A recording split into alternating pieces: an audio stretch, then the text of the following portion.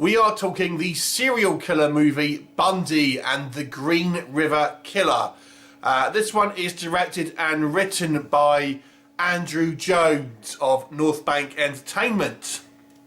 So, this is released around the same time as the Zac Efron Ted Bundy movie, although the Bundy connection here is more of a B plot than the actual kind of main plot here.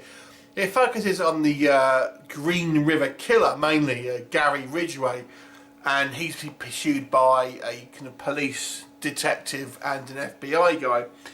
And the Ted Bundy connection is much like, as you've seen in kind of Silence of the Lambs, they interview Ted Bundy in this movie to try and get an insight into the killer's mind.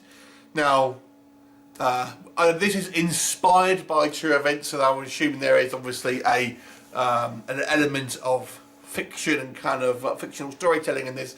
I'm not familiar with the real Green River Killer case, to be honest. I don't know how much of this is kind of based on facts rather than kind of, you know, things that have been added to it, so to speak. But nonetheless, that's what the film is about. Although, if we're being honest here, the actual Ted Bundy stuff is really superfluous because it doesn't really have any actual kind of bearing on the plot necessarily. It doesn't actually result in anything in regards to the capture of the Green River Killer. That is down to DNA that was kind of like an advantage in technology and kind of DNA and stuff like that. So there it is. So let's talk about what works first of all.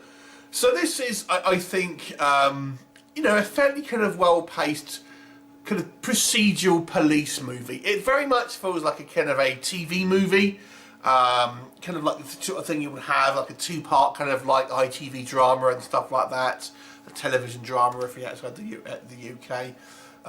It certainly doesn't feel particularly cinematic, but I feel it is worthy of a kind of that kind of level of comparison. Really, it definitely feels like it's kind of more of a television drama, or it kind of plays along the lines of that, and it's more about the investigation, certainly from the point of views of our police detective, who is our kind of POV character, supported by this guy from the FBI. We don't really see too much in regards to the killer's point of view. So there's a couple of scenes here and there. There's no real there's not a lot of graphic violence in this. There is, we see a bit of killings, but all we kind of really see is blood coming up and stuff like that, and nothing really too gratuitous here. I do say I feel this story is told with some maturity. I haven't been the biggest fan of Andrew Jones's work previously, but I would certainly say this is one of his most mature movies, and probably because of that, probably one of his better movies in my opinion.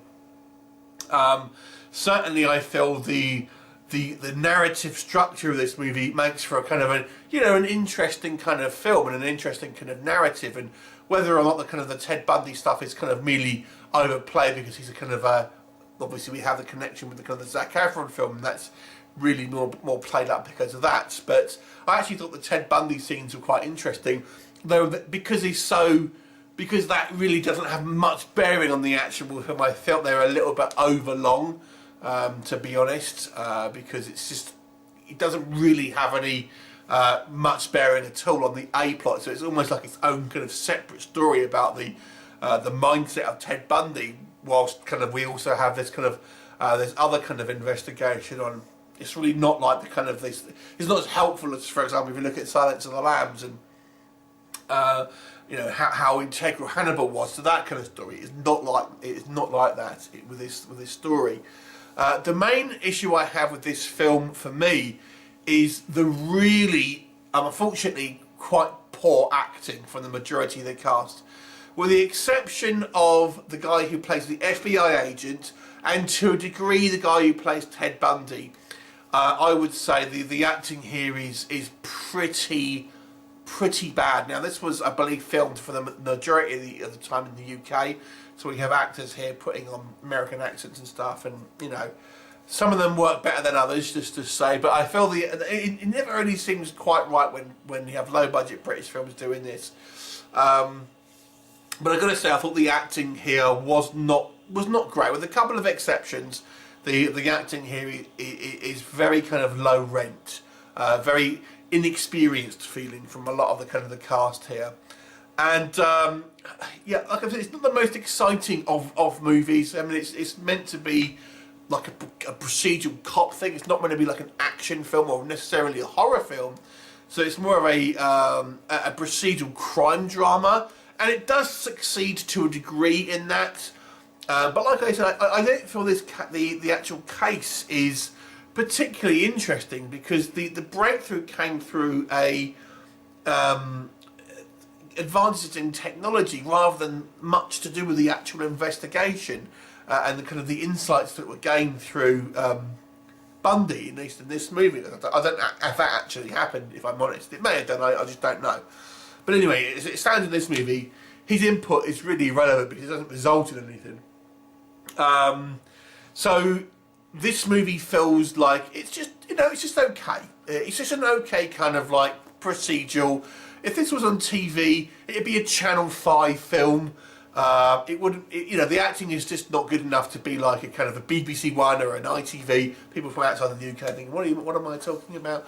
But yeah, it's just an okay kind of serial killer movie with it's certainly an interesting story, and the story does have some interesting elements in it. The narrative is certainly, like I said, treated with some respect and with some maturity, and I did like the kind of the progress in the narrative. Like I said, sometimes it kind of hangs a little bit too long on certain scenes, particularly with Bundy, although I do enjoy the actor there. But not brilliant, not bad. I'll give it a 5 out of 10. Bang on average for me. You can miss it, but I think, I haven't seen the Zac Efron Ted Bundy film, but there was another film, Ted Bundy, some years ago that was quite a well-made film. But yeah, 5 out of 10 for me on this one. Pretty much run-of-the-mill kind of average DVD fare. Have you seen it? What did you think of it? Leave me a comment and I'll look forward to seeing you next time. Bye for now.